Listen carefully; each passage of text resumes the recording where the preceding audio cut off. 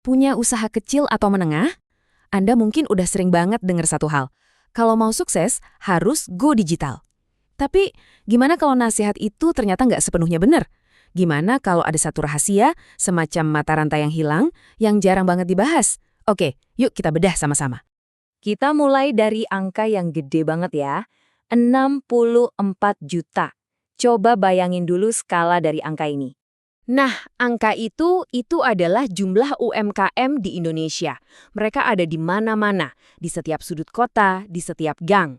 Bisa dibilang, merekalah detak jantung ekonomi kita.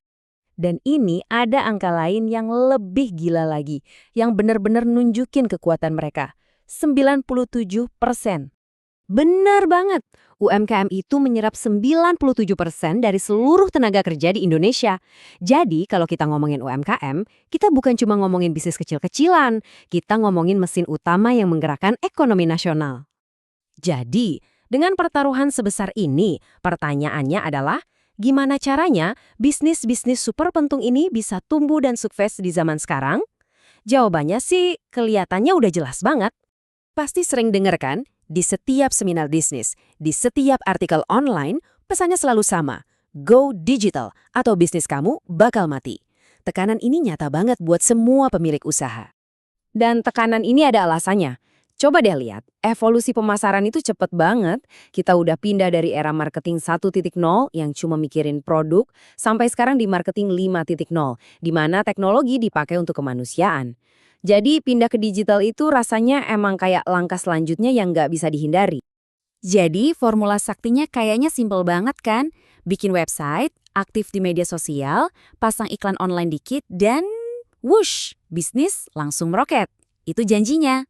Nah, disinilah bagian paling menariknya. Gimana kalau formula simple itu, janji yang kedengarannya meyakinkan banget itu, ternyata punya lubang yang besar. Oke, kita geser dulu dari asumsi-asumsi umum dan coba lihat apa kata data. Soalnya, ada sebuah penelitian baru yang sengaja menguji formula digital sama dengan sukses ini. Dan ini bukan riset abal-abal ya, para peneliti beneran turun ke lapangan, ngobel sama 381 pemilik UMKM di Makassar, buat ngerti apa sih yang sebenarnya terjadi. Mereka ngelihat dua hal utama. Pertama, seberapa melek teknologi para pemilik bisnis ini, dan kedua, seberapa aktif mereka pakai pemasaran digital buat narik pelanggan. Logikanya harusnya ada garis lurus kan, dari pakai alat digital ke hasil yang lebih baik. Tapi yang ditemuin penelitian ini benar-benar bikin kaget. Hubungan langsung yang kita semua kira ada itu ternyata nggak ada, zong. Studi itu nemuin kalau ternyata cuma pakai alat-alat digital itu aja nggak punya dampak langsung yang signifikan buat naikin penjualan, nambah modal, atau ningkatin keuntungan. Ini kutipan langsung dari penelitiannya, dan ini, wow, dalam banget. Ini nantang salah satu asumsi terbesar di dunia bisnis modern. Ini bukan berarti teknologi nggak penting, tapi ini berarti teknologi doang itu nggak cukup.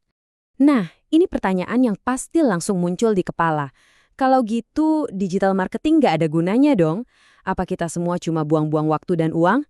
Jawabannya adalah, nggak juga. Kita cuma kelewatan beberapa langkah penting di tengah-tengahnya. Jadi, yuk kita pecahin misteri ini. Penelitian yang sama ini juga berhasil nemuin apa sih mata rantai yang hilang itu? Ternyata, ada dua faktor penengah yang super penting yang bikin alat digital jadi beneran nendang. Yang pertama adalah distribusi produk. Ini bukan cuma soal kirim barang ya. Ini soal gimana Anda pakai teknologi biar produk Anda jadi lebih gampang dijangkau. Misalnya, apa Anda pakai platform online buat jualan keluar kota? Apa Anda bikin proses pesan dan bayar jadi super gampang? Faktor kedua adalah inovasi terbuka.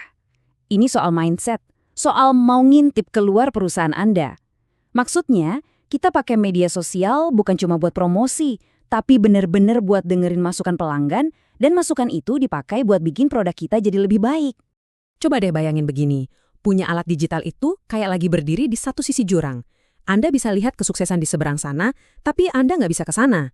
Nah, distribusi produk yang lebih baik dan inovasi terbuka inilah jembatan yang Anda butuhkan buat nyebrang. Kalau mau sedikit keren, ini ada teorinya. Namanya teori keunggulan sumber daya. Intinya sih gampang banget. Menang itu bukan soal punya sumber dayanya, tapi soal gimana cara Anda pakainya secara strategis buat bikin keunggulan yang orang lain nggak punya. Oke, kita udah lihat masalahnya, udah ngerti teorinya. Sekarang bagian yang paling penting, terus kita harus gimana? Gimana caranya kita mengubah semua ini jadi sebuah rencana yang bisa langsung dijalankan? Nah, ini dia cetak biru barunya. Langkah pertama itu pondasinya. Kuasai dulu skill digital dasar. Tapi kuncinya ada di langkah kedua. Pakai skill itu secara strategis buat memperluas distribusi dan mendorong inovasi. Cuma dengan cara itu Anda bisa sampai ke langkah ketiga, pertumbuhan bisnis yang beneran kelihatan hasilnya di penjualan, modal, dan profit. Jadi, pada akhirnya pesannya jelas banget. Pertanyaannya bukan lagi, apa saya harus go digital? Tapi gimana cara saya pakai digital untuk memperkuat distribusi dan inovasi saya? Nah, saya tinggalin Anda dengan pertanyaan ini. Coba lihat lagi bisnis Anda sendiri. Mata rantai yang hilang mana? Distribusi atau inovasi yang bisa jadi terobosan terbesar Anda selanjutnya?